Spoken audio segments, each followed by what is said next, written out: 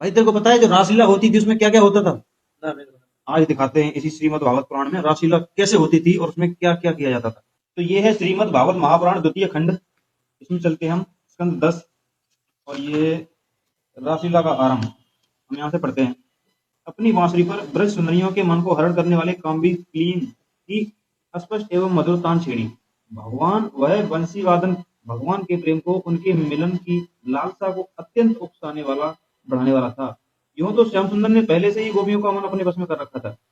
अब तो उनके मन की सारी वस्तु में भय संकोच धैर्य मर्यादा आदि की प्रवृत्तियां भी छीन ली। बंसी ध्वनि सुनकर जो गोपियां दूध दो रही थीं, वे अत्यंत उत्सुकतावश दूध दोना छोड़कर चल पड़ी। जो चूल्हे पर दूध औटा रही थीं, वे उफनता दूध छोड़कर और जो लपसी पका रही थीं, वे पकी हुई लपसी बिना उतारे ही ज्यों की त्यों छोड़कर चल दी। जो भोजन परस रही थीं, वे परसना छोड़कर छोटे छोटे बच्चों को दूध पिला रही थीं। वे दूध पिलाना छोड़कर जो पतियों की सेवा शुश्रूषा कर रही थीं, वे सेवा शुश्रूषा छोड़कर और जो स्वयं भोजन कर रही थी, वे भोजन करना छोड़कर अपने कृष्ण प्यारे के पास चल पड़ी। और देखिए आगे क्या लिखा है। पिता और पतियों ने, भाई और जाति बंधुओं ने उन्हें रोका, उनकी मंगलमयी प्रेम यात्रा में विघ्न डाला, परंतु वे इतनी मोहित हो गई थीं कि रोकने पर भी न रुकी, न रुक सकी।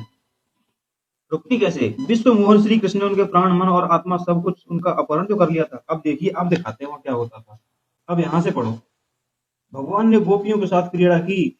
हाथ फैलाना, आलिंगन करना, गोपियों के हाथ दबाना, उनकी चोटी, जांग, नीवी और स्तन आदि का स्पर्श करना, विनोद करना, नक्षत्र करना, विनोदपूर्ण चितवन से देखना और मुस्काना, इन क्रियाओं के द्वारा गोपियों के दिव्य काम रस को, कर्मोज्वल प्रेम भाव को उत्तेजित करते हुए भगवान श्री कृष्ण उन्हें क्रीड़ा द्वारा आनंदित करने लगे।